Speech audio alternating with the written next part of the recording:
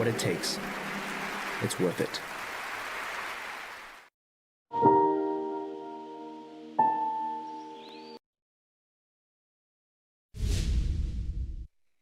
Welcome to NTD Newsroom. I'm Don Ma.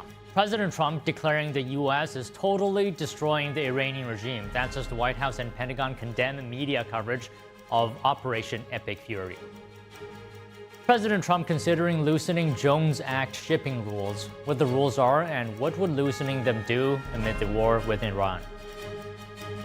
A U.S. refueling plane crashes in western Iraq. All 6 crew members are now confirmed dead.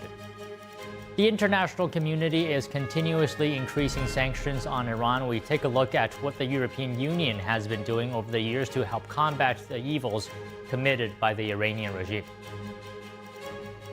Defense attorneys for Tyler Robinson, the man accused of killing Charlie Kirk, asking a judge today to conceal certain evidence from the public.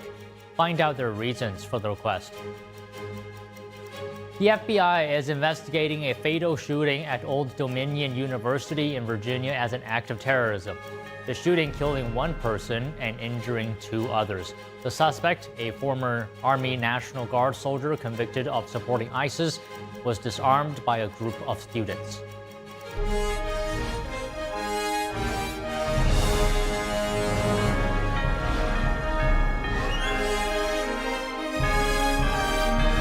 This is NTD Newsroom, live from our global headquarters in New York City. Good afternoon, and thank you for joining us.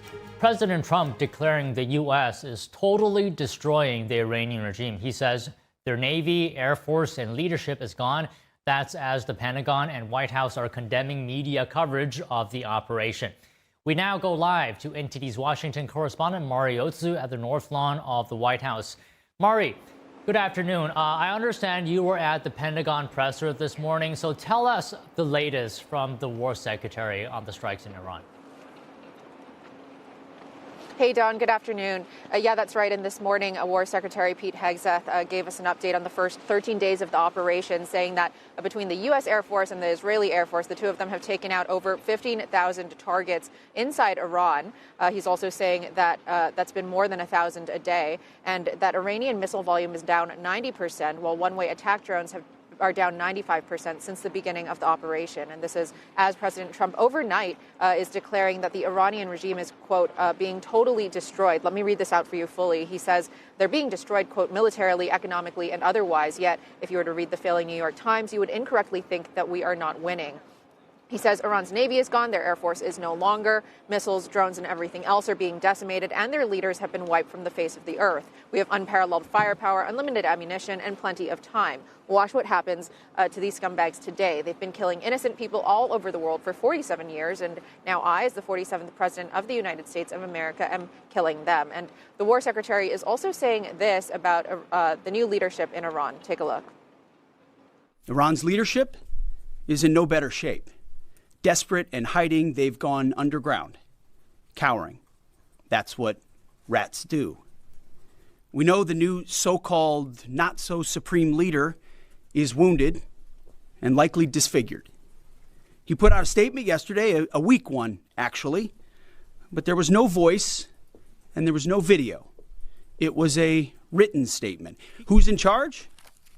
Iran may not even know. With every passing hour, we know, and we know they know, that the military capabilities of their evil regime are crumbling. President Trump also saying this morning that while he thinks the new Iranian leader, that's the son of the former Ayatollah, is, quote, probably alive in some form, he thinks that he's likely damaged, quote. And Don, meanwhile, both the White House and Pentagon are continuing to condemn media coverage of Operation Epic Fury. Take a look.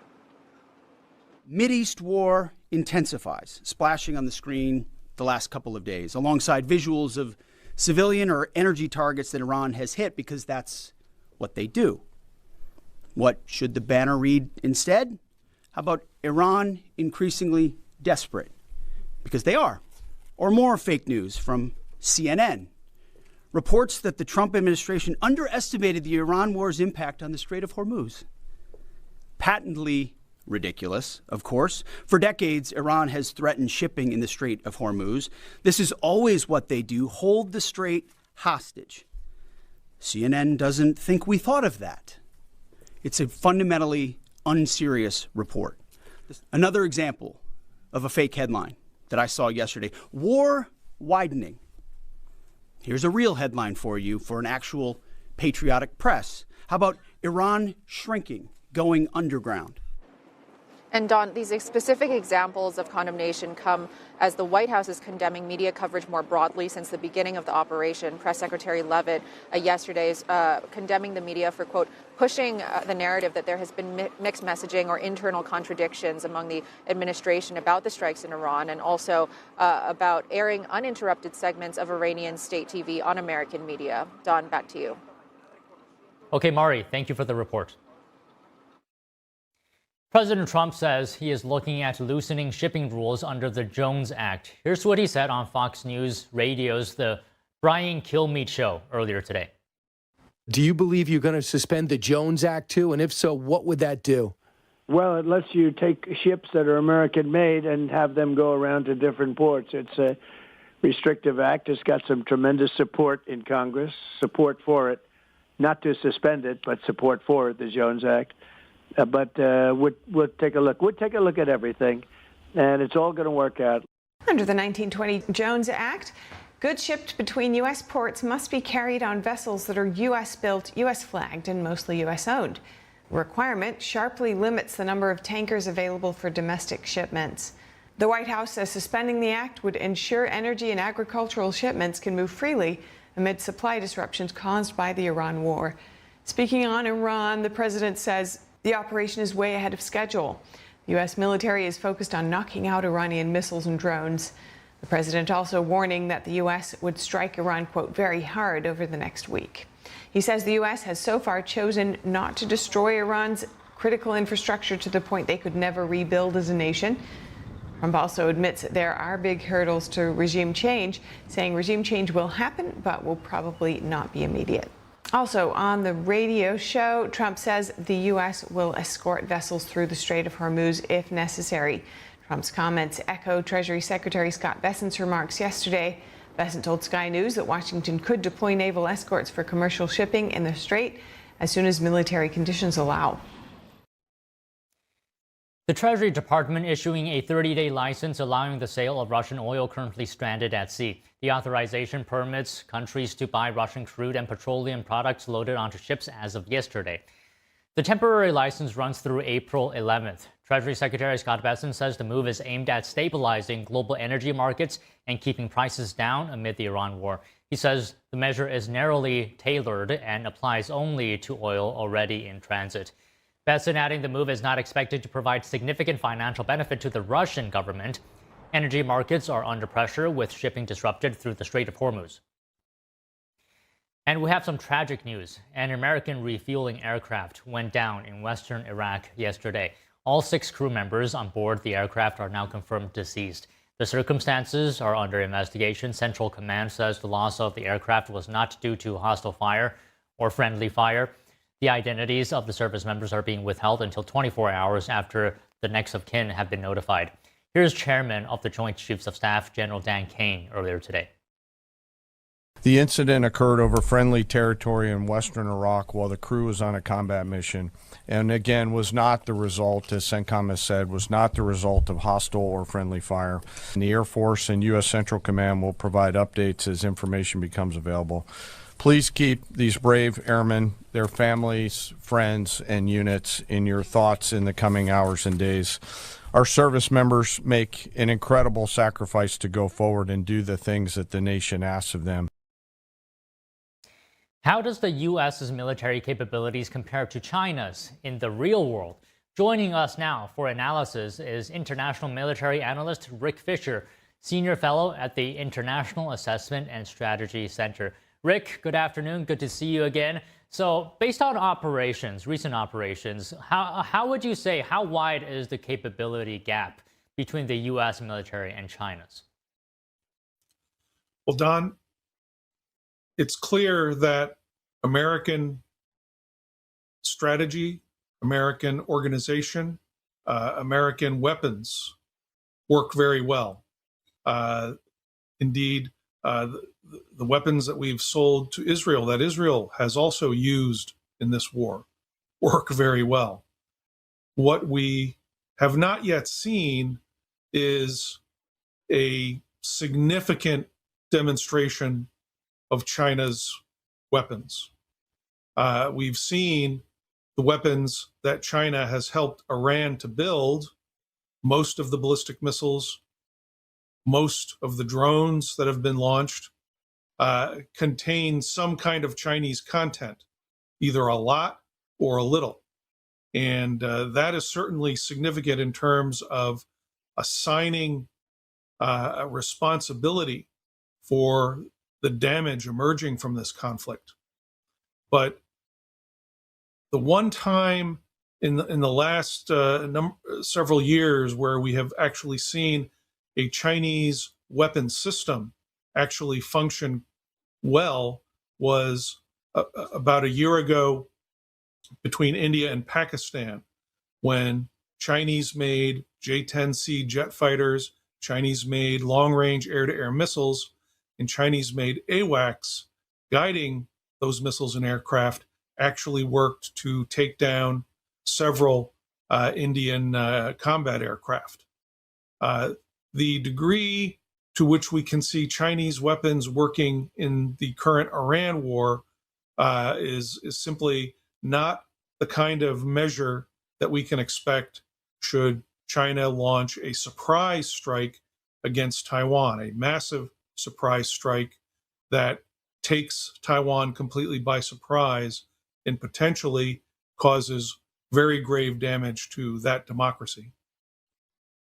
So, Rick, do you think these real-world demonstrations of Chinese equipment is hurting its credibility as a supplier, perhaps for weapons?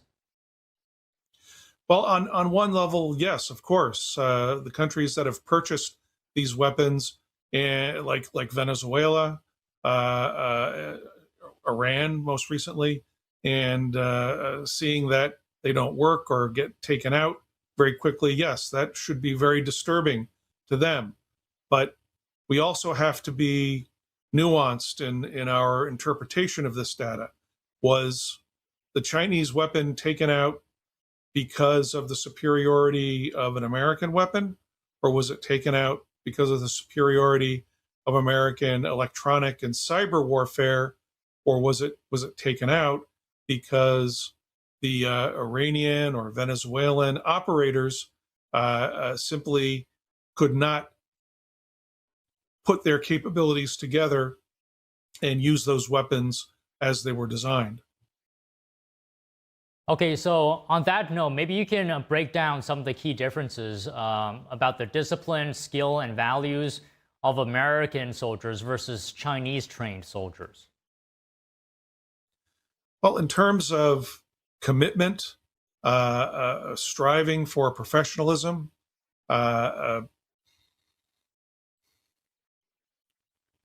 being briefed about their enemy, I would say that the Chinese soldier is quite near a peer to that of the United States. If a Chinese soldier is ordered to shoot down a Taiwanese aircraft or an American aircraft, they will not hesitate, and they will use the equipment that they're given as it's designed to be used. Will that weapon succeed? Again, that will also be dependent upon the training of the Chinese soldier, sailor, airman, and indeed, the People's Liberation Army has invested heavily in training over the last 30 years. And that training, as far as we can tell from open sources, has become far more sophisticated and is beginning to approach the realism that the United States and its allies seek in their large-scale training exercises. China is still behind the curve a bit, but it's catching up. Its investments in simulators is enormous. the use of simulated systems on their weapons, on their tanks, on their aircraft is, in my opinion, impressive.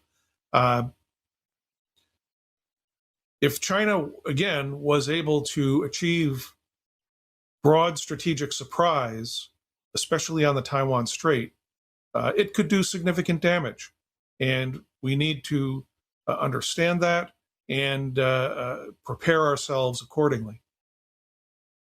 Okay, so on another issue, the Chinese Foreign Ministry held a press conference, and there's some points it made that caught your attention, specifically that, quote, China does not go along with attacks against countries in the Gulf region and condemns non-discriminatory attacks against civilians or non-military targets. So what are your thoughts on that? Why did this catch your attention?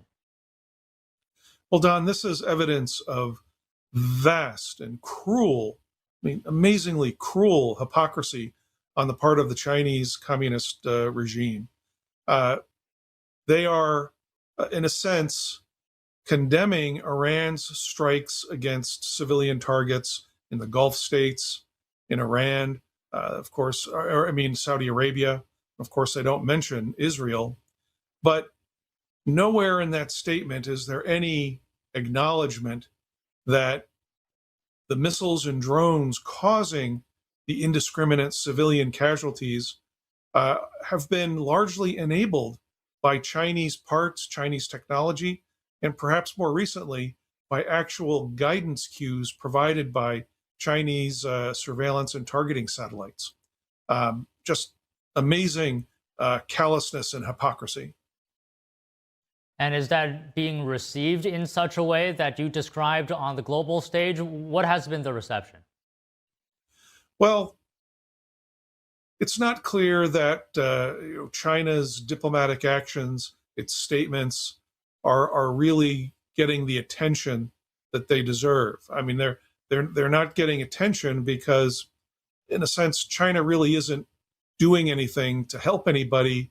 It's not really doing anything to ameliorate the damage. It's sent a special envoy to the Middle East region, trying to gin up enthusiasm for a ceasefire.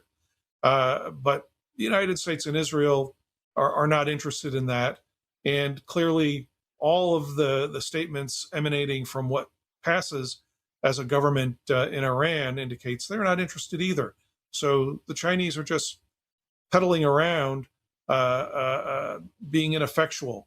All of their investments in the Shanghai Cooperation Organization and other organizations that have been part of a Chinese scheme to try to displace American influence in the Middle East has come crashing down. And so China is left to making these ineffectual statements, such as was made by the Foreign Ministry spokesman on March 12th, that, they're sorry for the indiscriminate missile and drone strikes against civilians, but golly, we had nothing to do with that. I mean, it's just inexcusable. Yeah, I'll just reiterate what you said. China's left to peddling and ineffectual statements. Just one last thing here, Rick. You got a new op-ed out today called "The Space Dimensions of the Iran War." Can you just talk to us about this? You said there are direct lunar implications for the Iran war. What are they? Well, absolutely. War on Earth is increasingly determined by space power. Your satellite constellations in low Earth orbit, your satellites in deep space, your potential combat satellites in low Earth orbit, deep space, cislunar space, and very soon the military capabilities that you can deploy from the moon itself. The moon is becoming the high ground for combat on Earth. So as this war continues, I was simply making the point that it is very, very important that the United States continue its Artemis lunar program a program that now has been joined by 61 other nations on this planet. It's very important that the United States get to the moon, not necessarily get there first, although, yes, that's important at some level, but what is really important is that the United States populate the moon as quickly as possible, gather up strategic points on the moon so that we can defend our access if necessary, and also access for our 61 Artemis partners and the other democracies especially. Russia's war against Ukraine, now in its 4th year, has forced massive diversion of resources from Russia's space program, and we simply cannot allow that to happen to the American space program, especially our lunar exploration program. Well, all right, Rick, let's leave it there. It's always good to talk to you. Thank you so much. Have a great weekend. Thank you, Don. And Vice President J.D. Vance is speaking in North Carolina, focusing on the economy, public safety, and election integrity. Let's take a look at it.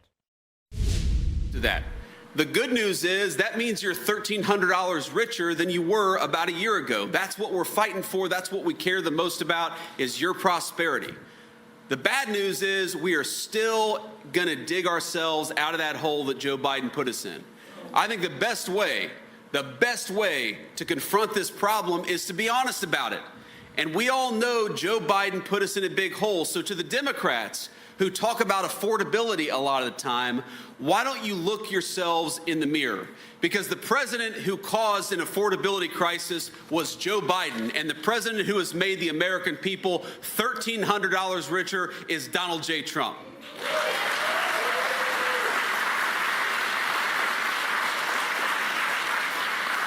We got all these things we could talk about. We could talk about the fact that we have homicides in this country at the lowest level that they have been in 125 years. Unreal. Just absolutely unbelievable progress on so many of these issues. And we got to talk about why is it that we got homicides so low? And I'll give you 2 reasons. Number one, the President of the United States, the Vice President of the United States happen to believe that we ought to be using federal power to support our cops instead of fighting against them. Isn't that common sense? But we also believe that the best way to lower homicides and carjackings and other violent crime is to get the illegal alien criminals out of the United States of America, and that's what we've been doing.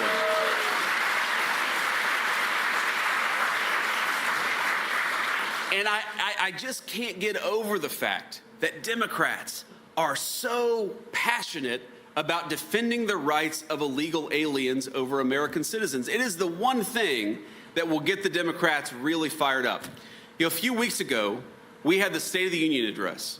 And like the Speaker of the House, I'm one of the people who has a very unique perspective into the State of the Union because I'm sitting directly behind the President of the United States.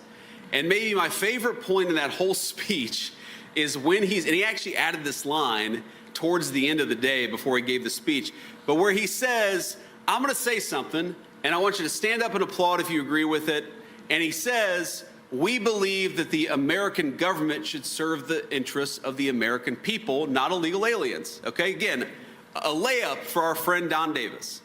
He should have been up there clapping and cheering. Who could possibly disagree with that? But of course, he did nothing like the rest of the Democrats. But the funny thing about it is, they were so miserable because they realized that we had them in a bind. You could tell even a few of them were looking around like, well, this is like, we should be standing up and clapping for this. But like, is our leaders going to get mad at us? Is Nancy Pelosi going to take away some of our campaign money? You could tell they didn't know what to do. And that's maybe the biggest indictment of the modern Democratic Party. We talk about all these policies that you and I care about. We talk about lowering taxes on Social Security, about putting more money in your pocket. We talk about bringing tons of resources into this country to rebuild the American economy. Public safety, all this stuff matters. But the thing that maybe matters way more than any single issue is that Democratic leadership in Washington, D.C., they cannot stand up for the simple principle that they fight for you and not an illegal alien. They can't stand up and clap for the fact that we're going to go to war on fraud in this country like we've never done, instead of taking your hard-earned money and giving it to people who don't deserve it. The entire Democratic Party, all of these policy disagreements, all of that stuff doesn't matter compared to the fact that they don't see themselves as your advocates, and Republicans, we do. Now, I'm not saying that's true of the Democrats all across our country. I think there are a lot of Democrats like my man on Papal were Democrats, conservative Democrats who love their country. But the Democrats that we have in Washington, D.C., they are a different breed. And we cannot fool ourselves that something has gone fundamentally wrong in that party. Their reason for existing is to fight for fraud, to fight for corruption, and to fight for people who have no right to be in this country. And Michael Whatley and Lori Buckout, their reason for being is to fight for you, and that's why we're here today.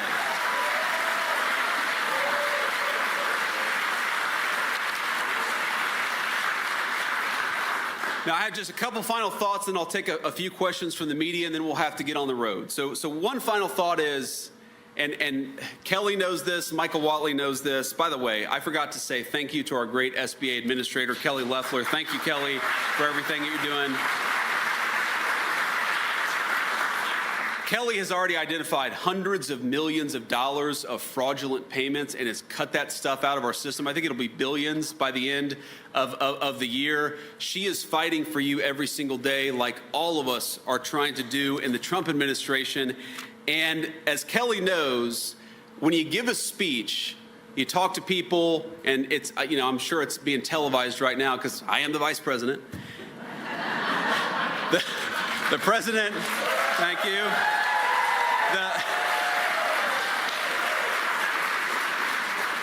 But the president always called me, and he'll always say, like, she talked about coal earlier. I've talked so many times about ending the war on coal. We've got great coal resources. And I'll come off stage and think I did a great job. And the president will call me and say, JD, did a great job, great speech, but it's not coal. It's clean, beautiful coal. So for the president, you got to know, his strong political advice is it's not coal anymore. It is clean, beautiful coal. But I actually was with the president earlier today in the Oval Office. We were talking about, a lot of issues that are going on. And he said, JD, tell the people in North Carolina two things. And I almost forgot this, and I was going to get in trouble. I was going to get one of those phone calls, Kelly. But the president said, tell the people in North Carolina two things. First of all, tell them I love them, and we're going to be with them every single step of the way. That was the first message from the president. So I've now delivered that.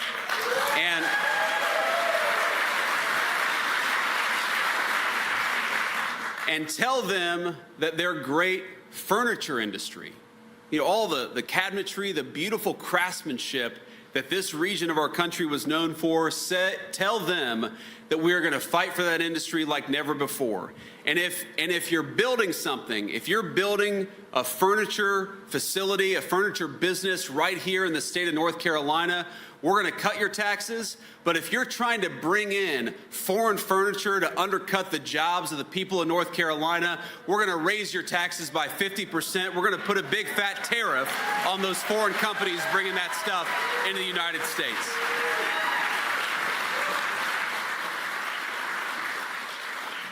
So, Mr. President, I've delivered that message too. I hope I get an A+ on this particular speech. But here, let me just leave you with one final thought. You heard Kelly and Michael and everybody's talked about this. This is one of, as I know very personally, one of the proudest states for military leadership and military service anywhere in the country. And I know you all are proud of that, and you should be. We've got incredible bases from all across the services. We've got great Marine bases, Army bases, and so forth in the great state of North Carolina. And I know it's such an important part of this state, not just economically, that matters, but set to the side the dollars and cents. You all, raise your hand if you've served in the United States military. Let's give those guys a round of applause.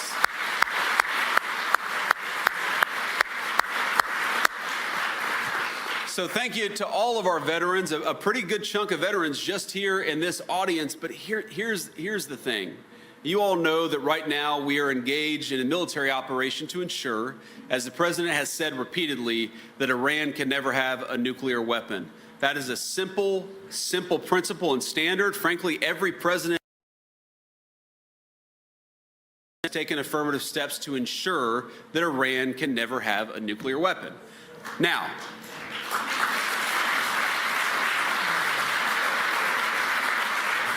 but we also know that there are a lot of people from the state of North Carolina who are in harm's way right now. And so I want all of us, when we go home, we leave this event, I want all of us to say a prayer, not just for the North Carolinians, but for the people of all of our 50 states who put on the uniform and are willing to sacrifice for the safety and security and freedom of the United States of America. I want every single person, I want you to tell every single person who is serving overseas in harm's way that this crowd in North Carolina has their back. Thank you all.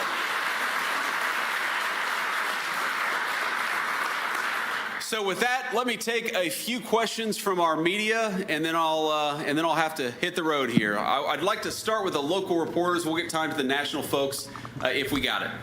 Hi, I'm Danielle Battaglia. I'm with the News and Observer. You've spoken a lot today about Irina Zarutska's death, and that resulted in Operation Charlotte's Web. Senator Tom Tillis has asked a lot from the Department of Homeland Security about what happened with Operation Charlotte's Web. He said his questions are unanswered by DHS, and one of those questions is if American citizens were arrested during Operation Charlotte's Web. I was wondering if you could answer that today.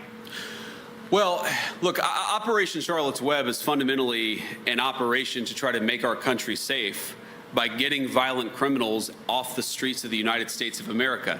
Now, I was not aware that Tom Tillis, who's a friend of mine, he and I have had our disagreements, but Tom Tillis and I know each other. I'll go back and offer to speak with Tom about this. I didn't know that he said his questions had been unanswered by DHS.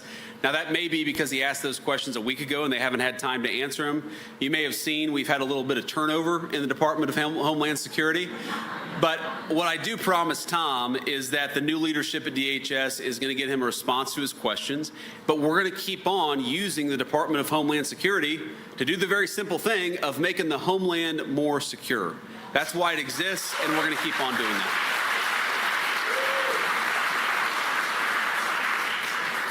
Hi, Mr. Vice President. Bill Barrow with the Associated Press. What did you advise the president initially as he considered his actions in Iran, and what are you urging him to do now, especially with Americans seeing higher prices at the pump and some of the fallout from that across the economy?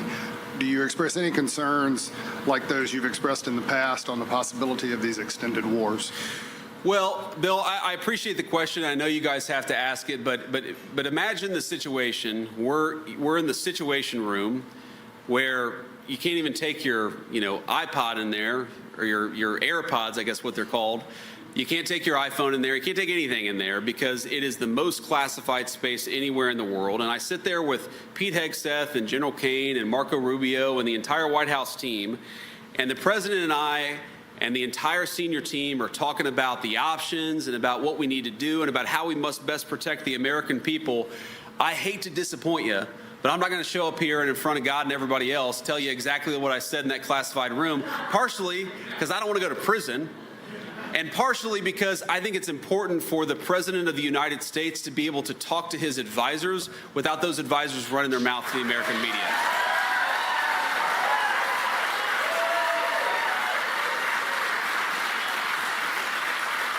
Thank you all. Now that said, one thing I can promise you is that Chris Wright, our great Secretary of Energy, and Scott Bessent, our Secretary of the Treasury, have been running the administration's response to the economic element of this. Because we know, obviously, when the president takes action to make sure the American people are safe, we've got to do everything that we can to deal with the consequences of that economically. And it's not just, oil. There's a whole host of things that we're focused on in the administration to try to ensure that we do the right thing by the American people. What the president has said very clearly is that he does not like higher oil prices, and neither do I, but he also believes that we're going to make the American people safer and that we're going to bring those prices at the pump back down to the levels they need to be for the American people. Now, here's the interesting thing. all this conversation happens where Joe Biden left us in a terrible situation, and the reason why gas prices are where they are today is because of Donald Trump's work to get them lower, because in the Biden administration, they were crazy high. The gas prices we're seeing today are nothing like what we saw at the peak of the Biden administration because the president has set us up for energy dominance. And one of the lessons we all have to take away, frankly, every time we get involved in anything overseas, whether it's in the Middle East or anywhere else, the thing we got to take away from it is energy dominance and energy independence. Rely on our own people, rely on our own energy.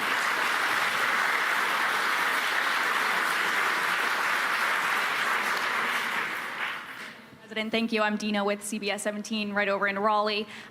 Eastern North Carolina, Western North Carolina, two communities that have been really, really impacted by disasters, Sure. hurricanes. Over in Eastern North Carolina, they happened a decade ago. Western North Carolina still dealing with Hurricane Helene recovery. We heard from Governor Josh Stein several times that North Carolina has only gotten a fraction of what other states have gotten in federal funding for recovery for both communities. Can you talk a little bit about what your administration is doing to help the people that are still out of their houses, still not having businesses the same? Yeah. So one of the things I love about Michael Whatley is, look, he obviously is a Republican. He's committed to the conservative agenda. He's a great guy, and obviously I'm aligned with him politically, but he's not afraid to say to me or to the President of the United States or anybody else, we've got to get these resources out faster to protect the people of North Carolina. So I actually, before you asked that question, I heard that from Michael Whatley, and I actually talked to the Secretary of the Treasury because I knew Michael was going to ask me about it again when I saw him here today. The simple fact is we have made this a priority. We are going to get the resources to the people of North Carolina that are necessary. We recognize that we recognize, frankly, that we needed the new leadership to hasten that delivery of resources to the people of North Carolina. A lot of people in the media have said that, you know, the reason why we made a change at DHS is because the Trump administration is backing off of its illegal immigration enforcement policy. That couldn't be further from the truth. The reason that we're making this change is because Kristi Noem has a great opportunity to serve in this new Shield of the Americas position. I think she's going to do a great job. And on the other hand, we think it's useful to have somebody come in and focus on some of this disaster relief and recovery stuff, and that's exactly what we're going to do. But I appreciate Michael bringing that to my attention, and I appreciate all the great people that represent North Carolina, even many Republicans, okay, who you might think, just because they're politically aligned, trust me, to all the people, I want them to know that even, maybe especially the people who are politically aligned, are more willing to be independent and more willing to tell us we got to quicken those resources to the people of North Carolina. I admire them for their courage, and it's going to mean better results for the people in this district. Thank you. Why don't we take one more question? Mr. Vice President, Preston Mizell with Fox News Digital. I want to ask you real quick, you're leading the anti-fraud task force. I wanted to get a quick update on that, maybe some of the findings that you've found in Minnesota, but also you've mentioned before that you're interested in targeting other states as part of that task force. Are there other states that you've looked at, or that you may have flagged for potential fraud? Well, you know, we know there's a lot of fraud in California, and we're trying to get to the bottom of exactly what it looks like. And what we've done in the Trump administration, and the president has really empowered us to do this, is to take the first national look at the way the American people have been defrauded over many, many years. And I'll give you a few very concrete examples. So in the state of Minnesota, you asked about Minnesota. We think that there's probably been $19 billion at least of fraud just committed in Minneapolis and the surrounding areas. Let me give you an example of this, because it's not just the American people being defrauded. It's not just your tax dollars that are being stolen out of your wallet and given to fraudsters. It's the fact that the services we need to deliver to needy people are not getting delivered because they're going to fraudsters. So, for example, there's a program that we have, and I believe it's under Medicaid, where we try to help kids who have, autism, Asperger's, and so forth. Sometimes they need a little extra help. Sometimes they need somebody to sit with them after school. Sometimes they need somebody to provide transportation to certain places. And we have a program within Medicaid to ensure that these needy kids get the resources that they need. And it's one of the things, by the way, I love about the United States of America. We want everybody to work hard. We want everybody to play by the rules, but if we've got a needy kid in our community, we're not going to let that person fall down on their own. All Americans are going to lift that kid up together. That's an amazing thing about our country. But you know what was happening for this program that was meant to help needy kids is you would have Somali fraudsters, many of them illegal immigrants, who would go and say that they had an autistic kid even though they didn't. They would collect that money for themselves. You had businesses that were going around and rewarding families for engaging in this fraud. So the businesses were skimming off the top and getting rich in the process. How disgraceful is it that Democrats allowed a program that was meant to help needy American children to go to Somali illegal aliens? The President of the United States stopped it, and there's a lot more fraud beyond that that we're going to stop as well.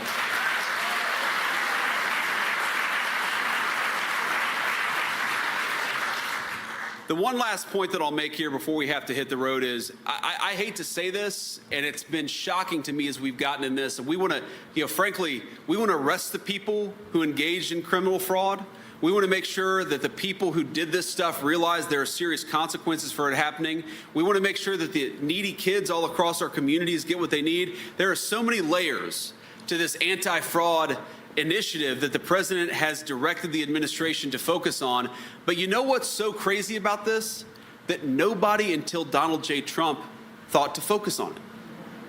Now, I obviously, I love the president, I admire the president, but this fraud was staring us in the face and nobody was doing anything about it. This is not rocket science. When you have a Somali fraudster come into the United States illegally and then set up a school to collect tax dollars. And the name of the school is the Quality Learning Center. Learning Center.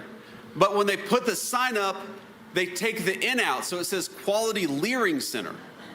And that group, the Quality Leering Center, I don't know about you, but I don't want to send my kids to a school where they can't spell learn.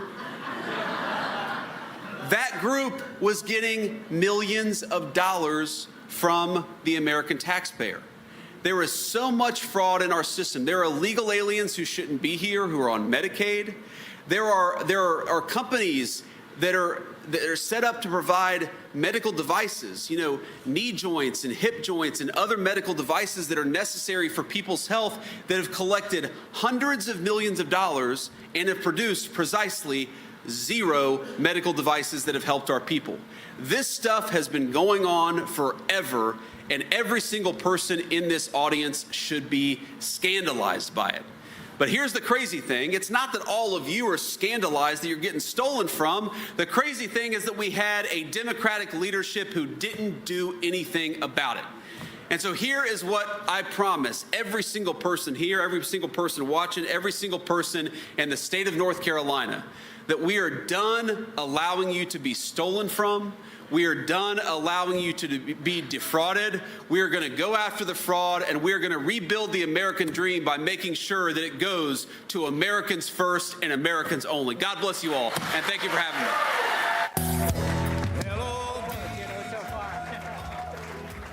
And that was U.S. Vice President J.D. Vance saying that they will go after fraud and saying that it's not just about tax dollars being stolen, it's that people who are in need are being stolen, but the resources are being stolen by fraudsters, and saying that the administration is fully behind affordability, also highlighting the fact that Democrats didn't stand up when the president said the U.S. government should work for the American people and not illegal immigrants. Okay, moving on from that.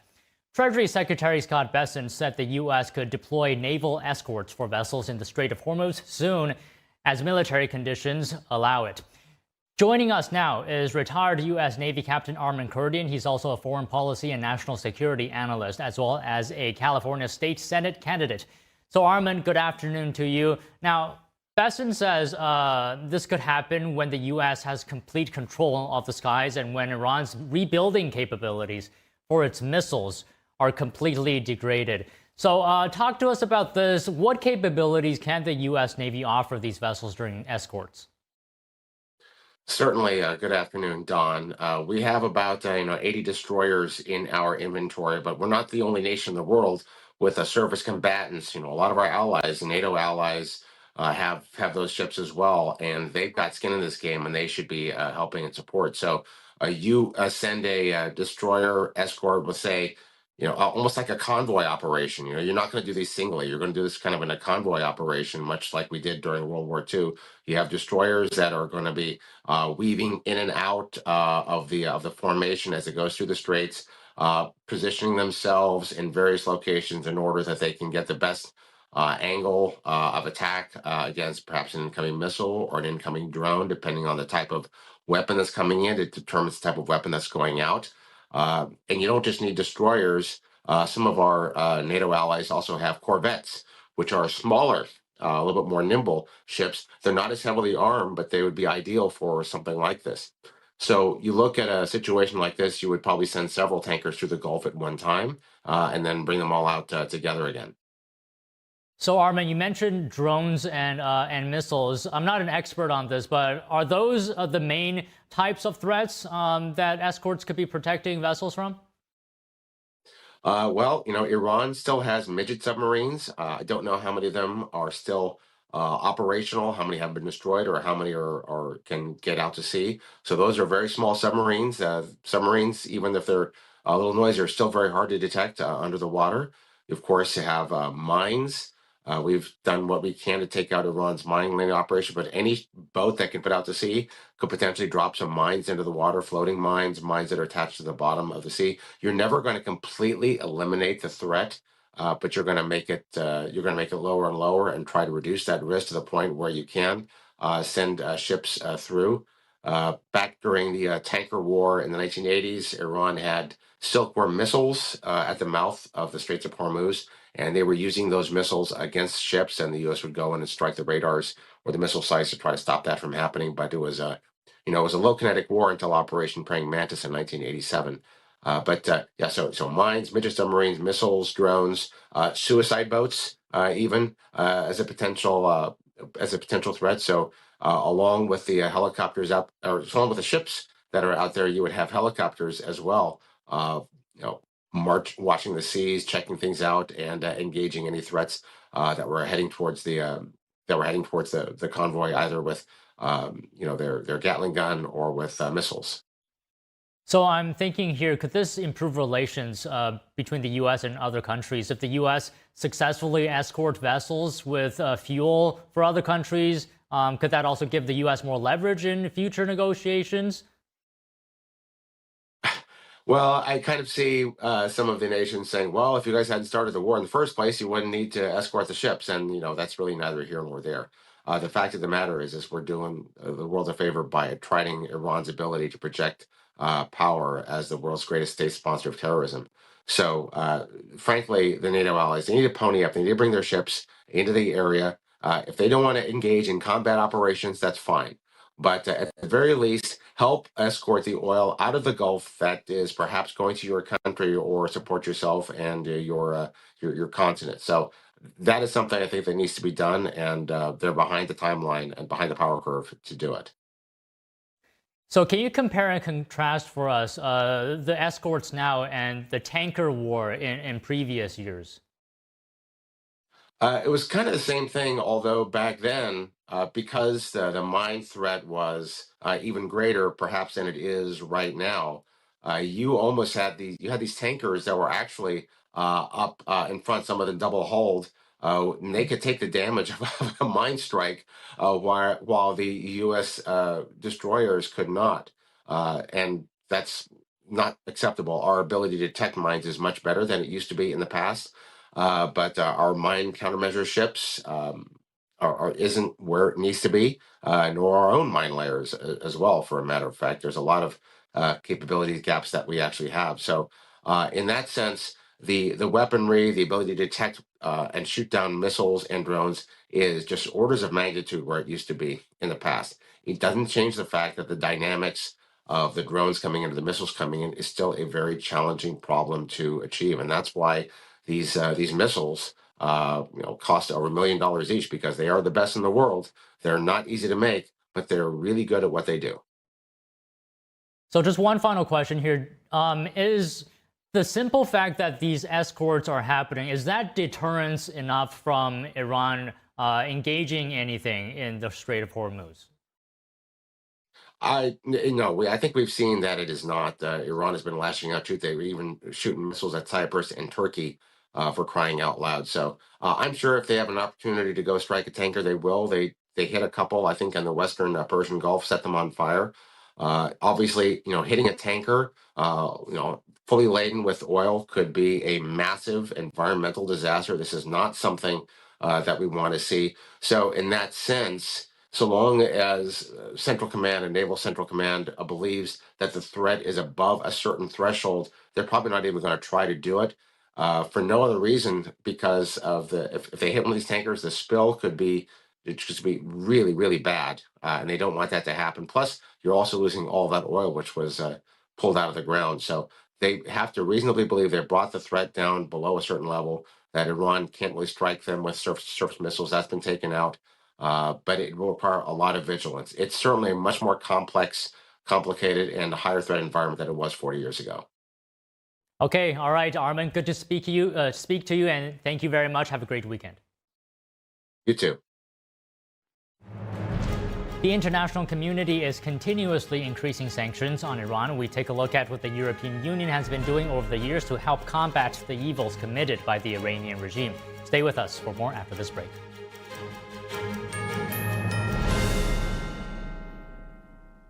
Tired of struggling with that heavy leaf blower? Introducing the Bullseye Power Blower. It delivers a massive blowing force, and yet it's so compact and lightweight. Just lock and load the rechargeable battery for long-lasting runtime. The secret is the compact turbocharged motor with jet burst technology that blasts out 21,000 RPMs of airflow. Watch this. The sheer force propels this woman across the pool. Look, use Bullseye to blow up a huge jump house. Now that's power. Even blows snow right off your vehicle in no time. Turbo clean your porch in a flash or tidy up your dirty garage floor in seconds. Get it today for just $99.99. But wait, act now and get a $20 discount. So it's only $79.99. Plus, you'll get the adjustable extension tube. Yours free. And it all comes with free shipping. Order now. Call 1-800-209-2313 or go to bullseyeblower.com. That's 1-800-209-2313 or order online at bullseyeblower.com. Order now. Introducing the Quest-Wise Soothing Herbal Eye Patches. It comes with 30 pairs and can be used to help combat tired and strained eyes.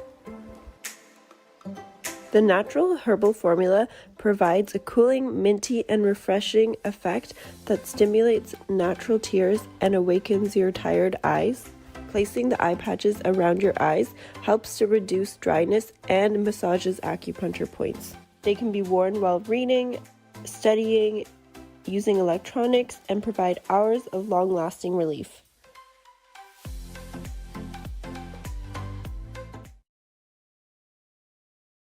I debate all day.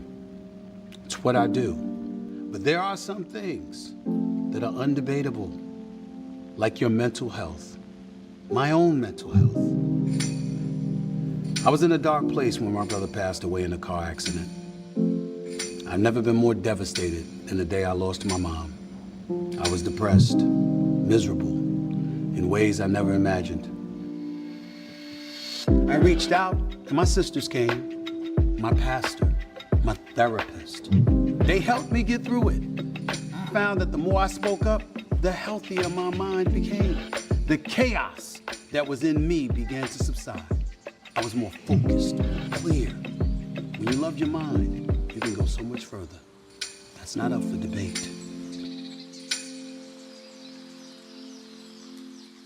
Find mental health resources at loveyourmindtoday.org. Even the mighty might not see it coming. It's prediabetes, and it captures 1 in 3 adults. But you can escape. Take the 1-minute prediabetes risk test at doihaveprediabetes.org. Be your own hero.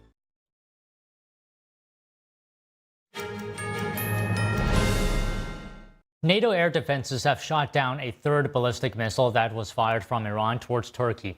The Turkish Defense Ministry saying today it is asking Tehran for clarification. Here's more.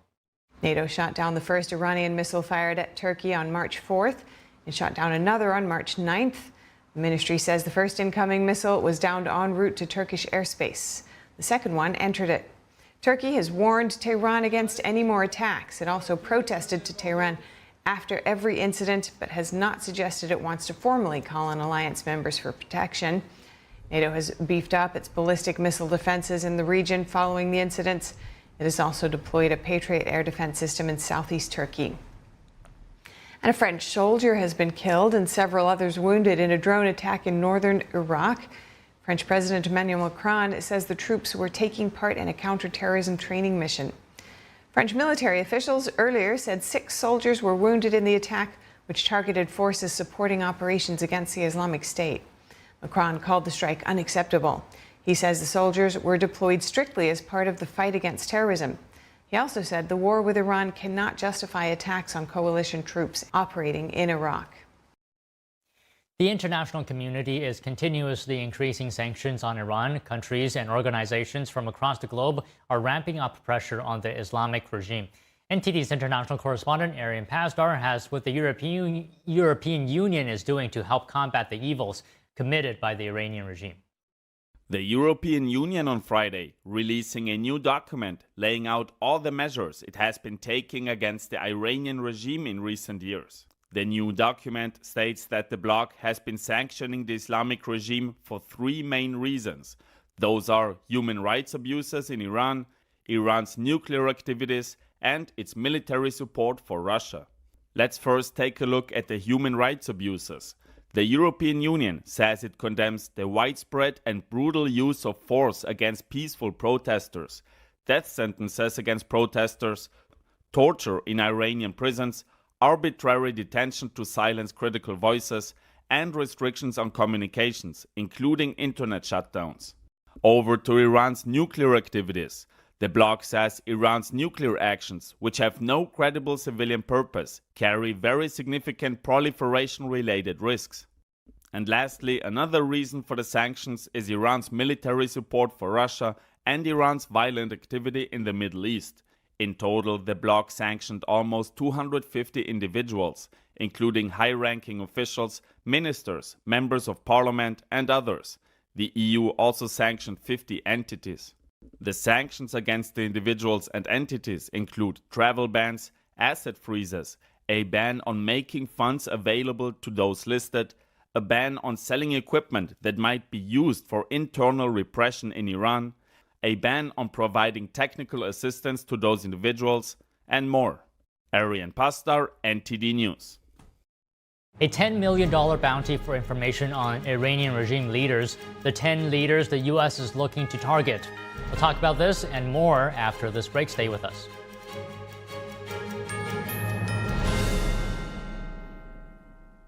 Shenyun Creations, the streaming platform from Shenyun, featuring world-class dance, past programs, and all original music.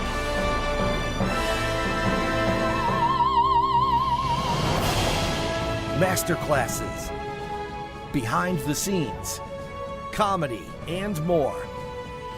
Explore shenyuncreations.com. Hi, I'm Susan Lucci.